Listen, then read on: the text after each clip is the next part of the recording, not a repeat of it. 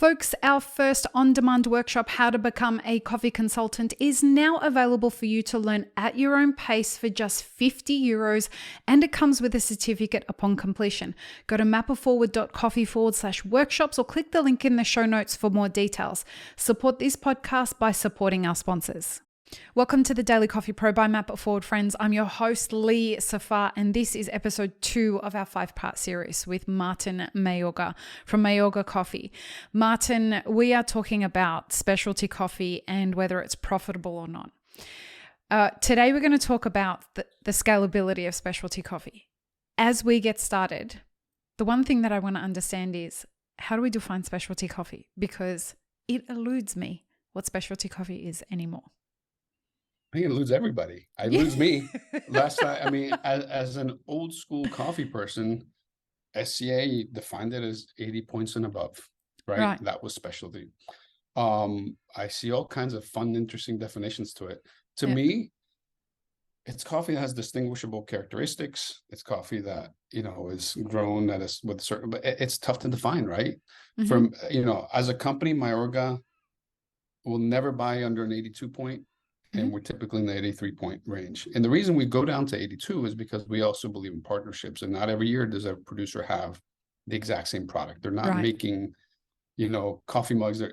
This is an agricultural product. And we've seen situations where this producer was growing an 83.5, 84 point coffee. Well, this year it's cupping at 82. Mm-hmm. I don't believe in abandoning my producer. So we give ourselves that threshold. So to me, point score is important. In my opinion, most consumers don't really notice the difference above an 83 point, 84 point. And I'm talking about everyday consumers, not coffee geeks. So I really don't even know what it means anymore. I really don't, because I think it's been taken over by people who think it means 87 points plus and, all kinds of crazy processes.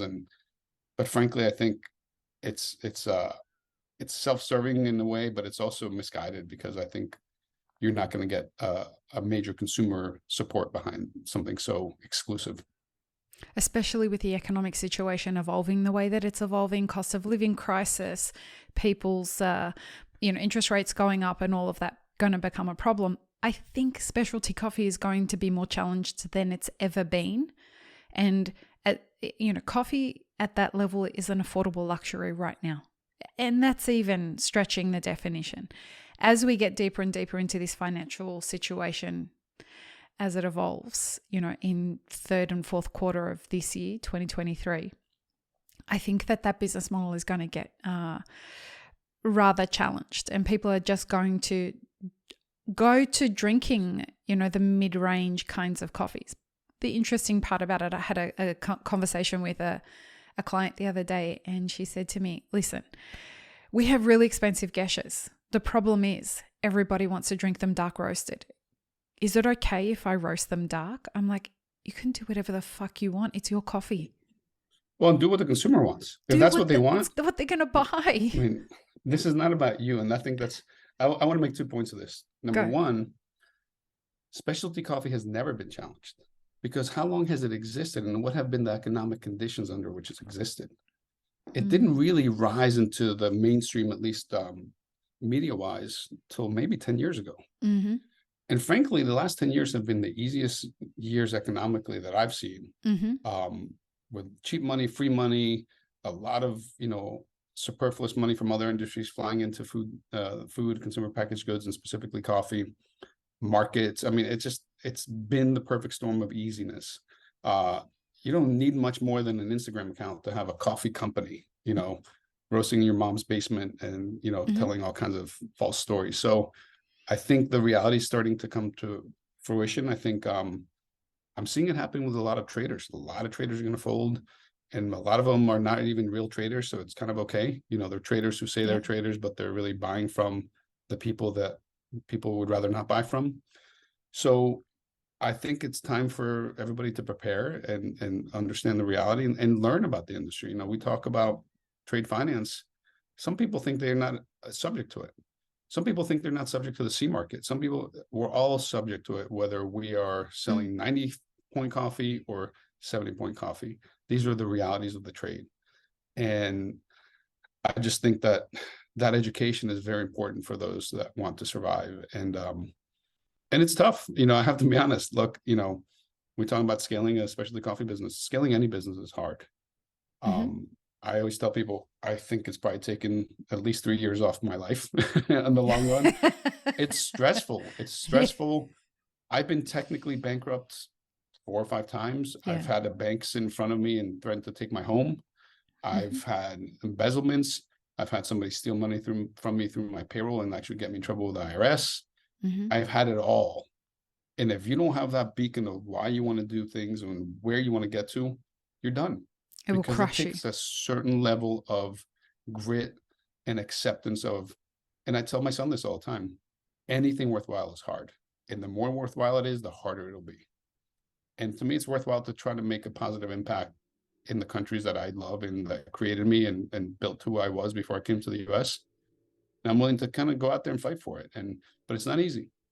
And, people think that everybody wants to be CEO today. And I sit down with young people and I say, well, what does success look like? Oh, I want to lead a team of 50 people. I'm like, when you get older and you realize what success really means, you want to lead a team of 2 people. Mm-hmm. And you want those 2 people to lead a team of 4 people. And they you realize, and I have the privilege of being 50 years old and having hindsight and having been through it, but you need to get through that kind of, there's a chasm between the crazy, intense operator and then the visionary, strategic individual that should always live within you, but at some point needs to break free. It needs to lead the way into growth. But from day one, if you don't have a business model, if you don't know finance, I tell people all the time, I don't care if you're in the coffee business or the car tire business. If you don't know finance, go learn it. Go learn accounting, go learn finance, learn what a cash flow model is. Profit Build a and loss business. statement, balance sheet, like just the basic financial reports, understand how to read them, pay a bookkeeper to sit there and help you understand how accounts work. Like just the basic fundamentals. I am constantly mind boggled by the number of people that I work with, consulting clients or people that come to me and I want to open a cafe. Okay, let's start with, what do you know about business? Nothing. I just want to escape my corporate job. I just want to live an easy life. I'm like, then don't do this. Yeah, it's a hard life. This is not where there's easier ways to make no money. Yeah. There's easier ways. What's the hardest part about scaling? I think for me, it's having that balance of, for me personally, it's what I'm trying to achieve and making sure I continue to achieve it at all scales, right? So I'm very people focused. I want to make sure I'm doing the right thing for my producers and their communities, my team. I think the biggest thing for me that's a challenge is, as the leader of my company and having always the best interest of those parties, helping people and bringing people on board that understand that my intensity and my drive for success and execution, and just, it comes very intensely, but that's how I show that I care about you. That's love. That's so if I'm pushing you, and I tell people all the time, I said, look, as your leader in this business, as the person who's built this thing, you don't need to like me. You don't need to be my friend. All I need is for you to trust me and be willing to take the risk of following me into whatever I take us to. And so you have to know that I'm doing it because I want you to be here for the next 20 years. So I think getting people to understand that and be on board with it, because listen, one of the things that I've seen the last 10 years is this kind of premise that business is fun and easy. And it's, once you open a business, all of a sudden you have a private jet and you're collabing with everybody and everybody's friends. And I'm sorry, but maybe I'm old school. Business is cutthroat. Your competitors want to see you go out of business. It's ugly. It's ugly because there's money involved. And when there's money involved, people get ugly. And so for me, we live in this bubble of Mayorga, and we are all the best that we can be. And we push each other hard. And that's been a very hard thing to get to. But I think, like I mentioned before, I've brought the right people that report to me, and only 2 people report to me in my business, where we have, 60, 70 people at a time. And getting that understanding, and also putting your money where your mouth is, right? We're a company that our minimum wage starts at $18 an hour. We pay, health. our benefits are, like I tell my HR person, Mayorga has to be a place where you never want to leave because you're treated so well. Love So, it. but that's the back end of, well, you're going to work your ass off, and you're going to be in the trenches, and you're going to be in battle, because that's what business really is. And all the facades of, collabing and fun. Yeah, there's fun moments, but it's not an easy world. And I think getting that understanding from people, and frankly, I don't recruit people from the coffee industry. If you come to me from the coffee industry, it's going to be very unlikely that we hire you. And I personally interview everybody that we bring in. And to me, it's all about recruiting based on our company purpose. Which and is? if you don't, basically to eliminate systemic poverty in Latin America, which is a pretty tall order. Yeah. Yeah. But if you don't feel that, if that doesn't make you emotional, you're not going to have the guts it takes to go out and actually try to achieve that. And everybody that works with us has that. And everybody with me has developed a thick enough skin where I tell them, look, I don't have the luxury of, being the soft kind of, I care about you because I'm going to help you have better opportunity, provide for your family. But we're in the trenches, and when the trenches is something that matters to us. So because it matters to us, we're all in it together. And we all care about, the inequities in Latin America, the inequities in the United States, the inequities in our industry. Eduardo, who's our I don't even know titles, they don't matter to me, but Eduardo runs our coffee program, and he runs all of our what we call the regional coffee business.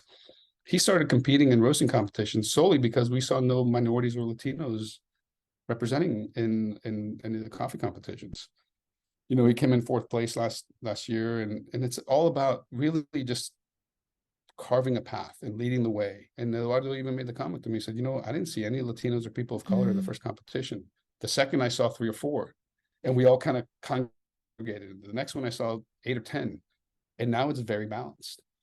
So I think that leadership to me is more important than the leadership of let's make money and, let's build a business. When I see Eduardo going out there and putting himself personally in the eye of the industry, which is very judgmental, and saying, I'm going to show people that Latinos can actually be better at this than you think and you've given us credit for. And I'm doing it not for me, but for the people watching and for other Latinos that have been intimidated by this.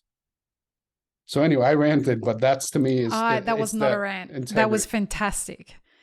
Because it's true, 20 years in specialty coffee, I saw at the beginning of my career, the businesses that were being started in Chicago and in California that were hiring publicists for their competitors and stylists for their competitors in the barista competitions.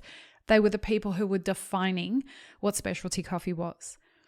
Right. And then it became an elitist endeavor. And now you're starting to see a lot more representation across the board. I'm doing a lot of work in the Middle East at the moment, and that's a long-term thing. A lot of these people are not allowed to get visas to go to the World Barista competitions. And so they're immediately disqualified. Not technically, but they're immediately left out of being a part of these competitions purely because of, political reasons that they can't get visas for these things. How the fuck does that work? And this is part of systemic issues. And I use the word systemic a lot because I think there's a lot of things built into society that have become a function of systems that have been put in place. And there's byproducts of those systems that then create, social or racial inequities. I mean, even think about the language barrier. Why are some of these competitions only in English? Who are you catering to? Who are you excluding? And I think that's something that maybe you don't see until you've been on the receiving end of that. I think I've told the story countless times where my company name was originally Cafe Mayorga because I was very proud as a Latino to be bringing coffee from my countries. And I felt like it showed my expertise as a Latino that's entrenched in these countries, grew up in these countries. And literally I had grocers say, well, we wouldn't put you with specialty because you're not specialty. And literally the assumption that I wasn't specialty was just based on the name because it was Hispanic. And I remember one time I went into a grocery chain we got into. I couldn't find our coffee in the coffee aisle. And then I got a call from an employee, and it was by the tortillas and the rice and beans, which was in the Hispanic section. And so this premise that people have of, because it's a Hispanic name, and really I feel like that's still the case for us, right? We're not a fun kind of cool brand that is looking for designing things like an Apple store and the simplicity and futuristic. We're very authentic and maybe a little traditional. But yeah, I think that's the systemic thing is very important for me. And I think most people have blinders to it. And there's so much systemic inequity that somebody needs to kind of put a light on, and then somebody needs to do something about it. That's the biggest thing to have, is doing something about it. It's so critical. Yeah. Speaking of which, the other part of this that someone needs to do something about is this backstory behind scalability, which we didn't touch on, which has to do with financing and the financials. And we're going to talk about that in the next episode, because that's a whole other layer to this story that we're not really paying that much attention to in the conversational part in the specialty coffee industry. The conversations are happening behind closed doors, but we're not having a public conversation about what's broken about finance and a lot of the way financing is done in the coffee supply chain. So folks, tune in for the next episode. We will do our best to keep it as approachable as possible. So join us for that. Peace, love, and peanut butter. Have an amazing rest of your day. Thanks for tuning in, friends. There are 2 ways you can support this podcast. Firstly, become a paid member of our YouTube channel. Secondly, you can join our Patreon for as little as $3 a month. Don't forget to subscribe and like this video before you leave, and check the show notes for more information. Now, this is what you should check out next.